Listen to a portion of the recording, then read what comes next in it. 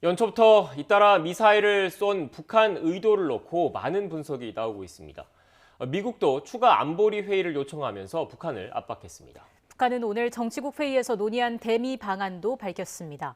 핵과 미사일 실험을 유예하던 조치 철회를 시사했습니다. 봉영식 연세대 통일연구원 전문연구위원과 함께 관련 내용 짚어보겠습니다. 어서 오십시오. 안녕하십니까. 네, 안녕하세요.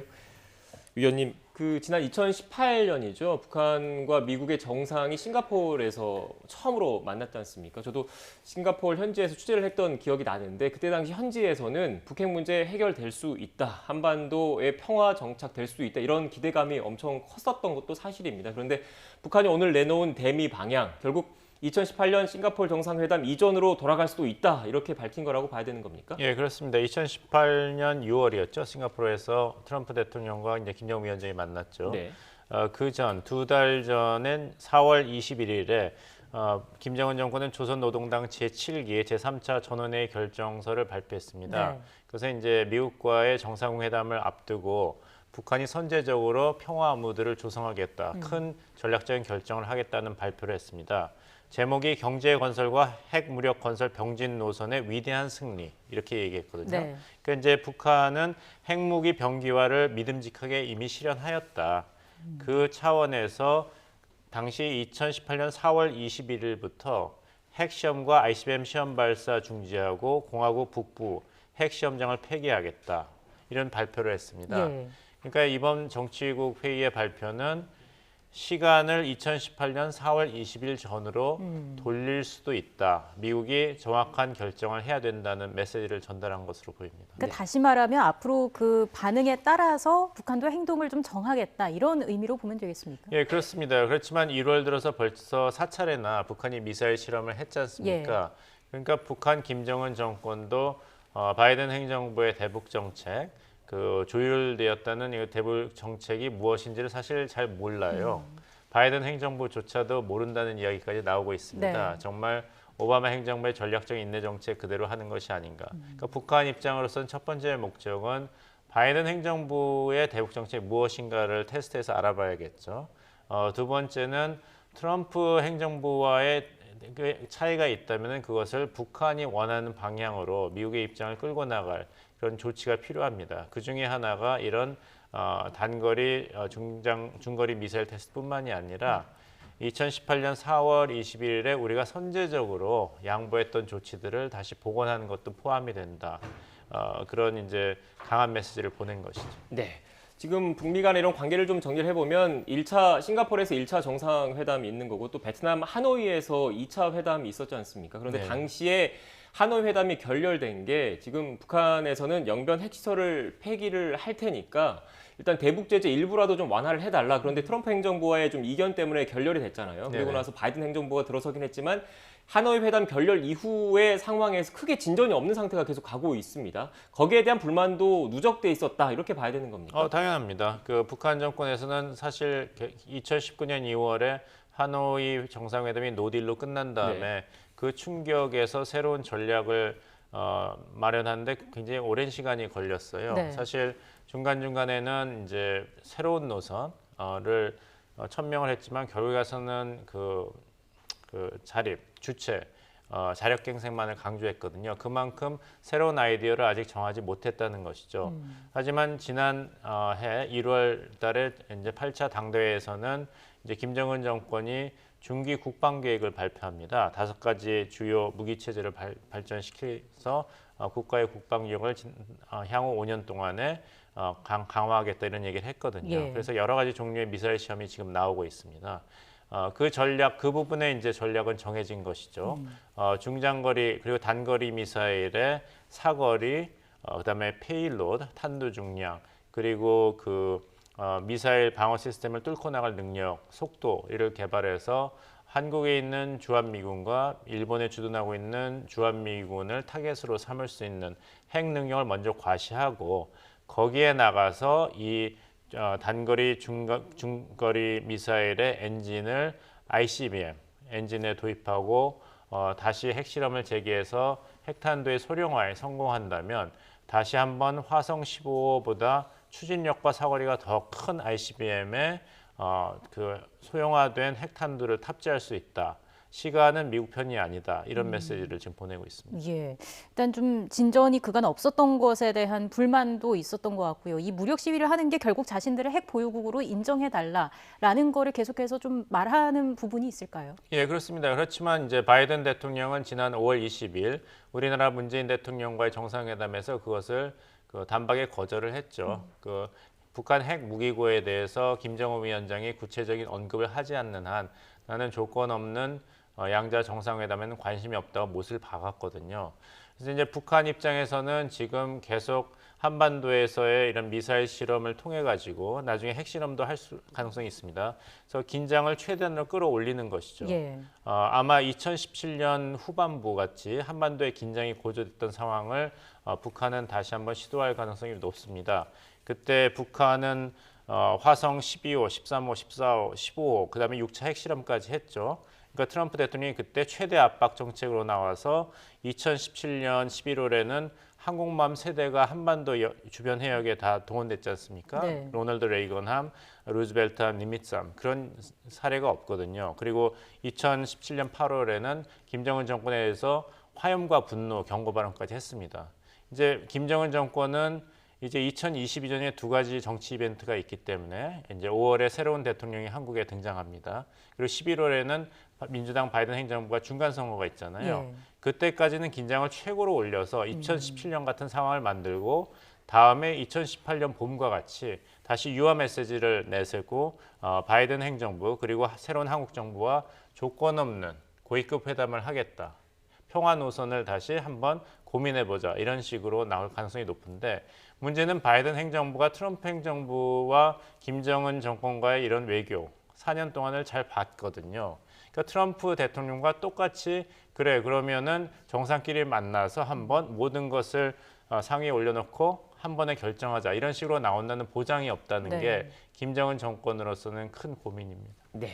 일단 뭐 북미 간의 관계 전반에 대해서 총평을 해주셨는데 최근 지금 잇따라 연초에 발사하고 있는 미사일 같은 경우에는 준비된 그래픽이 있는데 그래픽을 한번 좀 보면서 다시 한번 좀 말씀을 드리겠습니다.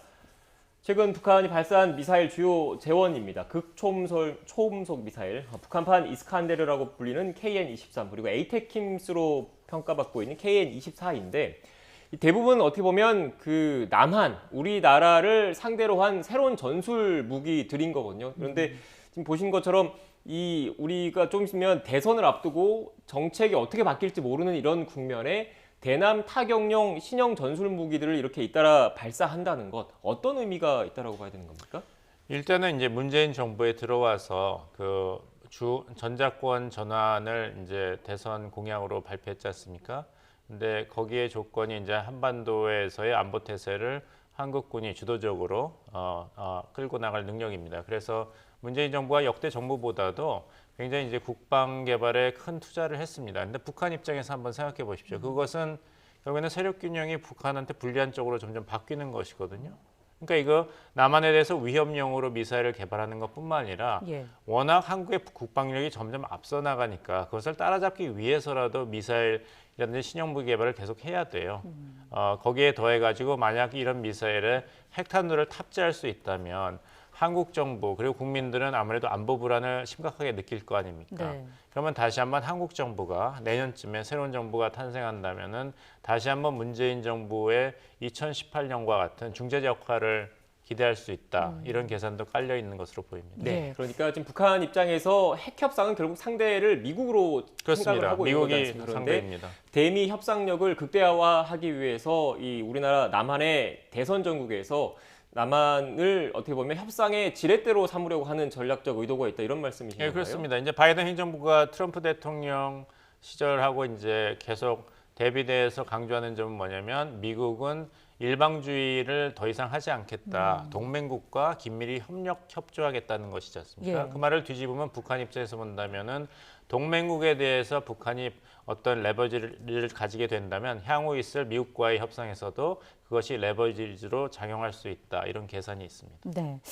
자, 벌써 올해 들어서만 네 번째 무력 시위가 있었습니다. 미국이 그 북한의 미사일 도발 제재를 위해서 올해 들어 두 번째 유엔 안보리 회의 소집을 요청했고요. 우리 시간으로 이게 내일 새벽에 열릴 것으로 보이는데 문제는 중국과 러시아의 동의가 좀 필요한 문제인 거잖아요. 중국은 지금 신중한 대응의 필요성을 이야기를 하고 있는데 이 부분은 어떻게 봐야 될까요? 뭐 결과를 두고 봐야겠습니다만 말씀하신 대로 지금 우크라이나 사태에 대해서 이제 러시아와 미국이 굉장히 심각한 갈등을 겪고 있고 네. 또 미중 관계도 좋지 않기 때문에 중국과 러시아가 미국이 원하는 방향으로 유엔 안보리 결의안 채택에 도움을 줄 것 같지는 않습니다. 네. 또 미국 입장에서도 아직까지는 이제 강대강 국면으로 먼저 갈 이유는 없는 것이거든요. 아직은 ICBM 개발 같은 것이 미국을 직접 상대할 그런 식으로 북한이 이제 국방 중기 계획 미사일 실험을 하고 있는 건 아니니까요. 핵실험도 아직 안 했고. 그러니까 미국 입장에서도 그렇고 중국, 러시아 입장에서도 북한에 대해서는 엄중한 경고를 하되 어떤 구체적인 그리고 심각한 제재안이 통과될 가능성은 상대적으로 적지 않은가 생각합니다. 네.